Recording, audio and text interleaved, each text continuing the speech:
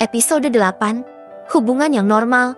Malam itu, di sebuah apartemen yang tidak terlalu mewah, Alvan dan Ara saling memandang satu sama lain.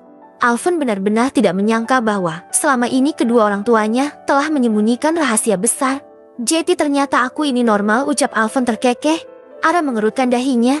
Maksudmu apa, Alvan? Apa kamu selama ini tidak normal? Tanya Ara.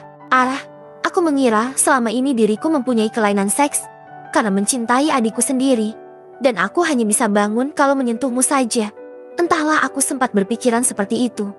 Tapi tidak kusangka bahwa ternyata kita ini tidak sedarah, jawab Alvan. Jadi maksudmu selama ini menghindariku karena hal itu, cibir Ara. Alvan mengangguk. Dia membawa Ara ke sisi ranjang dan mendudukannya. Dia bersimpu di depan Ara. Selama 7 tahun ini aku benar-benar tersiksa menahan rindu dan hasrat padamu.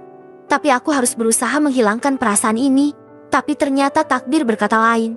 Di saat aku mulai menghilangkan perasaan ini, Daddy mengirimmu kuliah di sini, ucap Alvan. Kalau begitu mulai sekarang jangan menahannya, Alvan. Kita memiliki perasaan yang sama, ucap Ara, membawa Alvan untuk berdiri. Lalu pria itu duduk di samping Ara dan memandang wajahnya. Tentu saja sayang, kali ini aku tidak akan menahan perasaan ini lagi. Aku bersyukur bisa mendapatkan balasan cinta darimu, ucap Alvan membelai wajah cantik itu. Pipi Ara bersemu merah. Dia juga tidak menyangka bahwa Alvan mempunyai perasaan yang sama dengannya. Alvan mendekatkan wajahnya. Dia menatap bibir pink gadis itu, ingin sekali menyesapi rasa manis bibir Ara.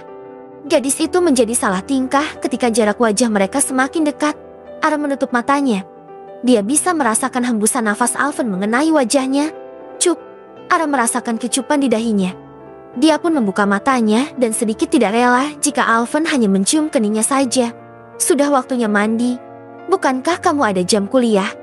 Aku juga harus segera ke kantor, ucap Alvan tersenyum. Kemudian dia keluar dari dalam kamar. Ara, apa yang kamu pikirkan? Apakah kamu berharap Alvan akan mencium bibirmu? Batin Ara. Dia menggelengkan kepalanya, mengusir pikiran mesum itu. Meskipun mereka saling mencintai, tapi perasaan canggung itu mesti timbul. Ara mendesah pelan. Kemudian dia masuk ke dalam kamar mandi untuk membersihkan diri. Alvan baru saja selesai mandi menggunakan kamar mandi luar. Dia langsung mendinginkan kepalanya dengan air dingin. Hampir saja aku kebablasan. Kalau saja tidak ingat akan ada meeting bersama klien penting, akan kupastikan tidak akan melepaskanmu lagi, Ara. Batin Alvan. Ara keluar dari kamar dan sudah berdandan sangat cantik dengan memakai dress seksi Sabrina yang memperlihatkan leher jenjang mulusnya. Alvan yang melihat itu menjadi tidak suka. Dia menghampiri Ara dan menarik pinggangnya. Dengan sekejap pria itu langsung membungkam bibir merah seri itu dan memangutnya lembut. Tentu saja Ara sangat terkejut dengan perlakuan Alvan. Bahkan pria itu tidak tinggal diam. Dia menurunkan ciumannya ke leher jenjang Ara dan memberi tanda di sana. Alvan, apa yang kamu lakukan? Teriak Ara mendorong pria itu. Aku hanya memberi tanda kepemilikan saja. Dan lipstik ini terlalu mencolok, aku tidak suka. Dengan begini kamu harus memakai pakaian yang lebih tertutup, ucap Alvan menyeringai. Apa maksudmu? Seru Ara. Ara, apa kamu akan menggoda pria di kampus dengan berdandan seperti ini? Ingat, kamu adalah milikku. Jangan perlihatkan kecantikanmu di luar sana karena saat ini aku adalah kekasihmu, ucap Alvan.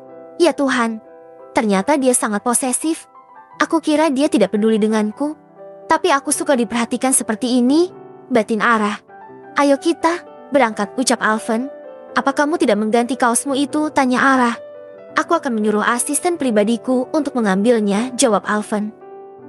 Dia menggandeng tangan Ara keluar dari apartemen setelah mengetahui kenyataan bahwa mereka bukan saudara kandung. Alvan menjadi lebih terbuka dan terang-terangan menjalani hubungan mereka. Di perjalanan, sejak kapan kamu tahu kalau kita bukan saudara? Tanya Alvan melirik Ara sekilas. Sudah sangat lama, tepatnya saat beberapa tahun lalu. Daddy dan Mami sebenarnya tidak ingin mengatakan rahasia itu, tapi sepertinya mereka berubah pikiran. Entahlah, aku juga tidak tahu, jawab Ara. Lalu apakah orang tua kandungmu masih hidup? Ara menggeleng. Mereka sudah meninggal. Papaku bernama Andre. Dia adalah sahabat Mami. Dan dulu katanya dia sangat mencintai Mami. Tapi setelah bertemu Mama Bianca, Papa sudah bisa melupakan perasaannya dan mulai mencintai Mama Bianca. Dan lahirlah aku, jawab Ara sendu. Dia merasa sedih karena tidak sempat melihat dan mengenal kedua orang tuanya. Tapi dia juga tidak menyalahkan Daddy Steven dan Mami Alea karena menyembunyikan identitas asli Ara. Mereka hanya menjalankan amanat dari surat wasiat yang ditulis oleh Papa Andre. Papa kandung Ara memberikan hak asuh kepada orang yang tepat. Dia benar-benar merasa seperti putri kandung mereka sendiri. Bahkan tidak pernah membeda-bedakan dengan Stella saudarinya. Sudahlah, jangan bersedih lagi. Mulai hari ini, aku akan selalu berada di sampingmu, menjagamu dan memberikan kasih sayang yang berlimpah. Bahkan gunakanlah dada ini untuk selalu menjadi sandaranmu, ucap Alvin serius tanpa menoleh kepada Ara. Ref, Ara tertawa mendengar ucapan Alvin. Kenapa tertawa? Tanya Alvin menepikan mobilnya. Dia merasa tersinggung karena Ara telah menertawainya. Hei, kenapa berhenti? Seru Ara. Baru saja menertawaiku, sekarang langsung berbicara dengan nada tinggi seperti itu. Ara akan kuhukum kamu nanti. Alvin, aku tertawa karena kamu bisa mengatakan hal romantis seperti itu padaku. Bukankah dulu kamu adalah kakak yang sangat konyol? Jawab Ara mendadak serius.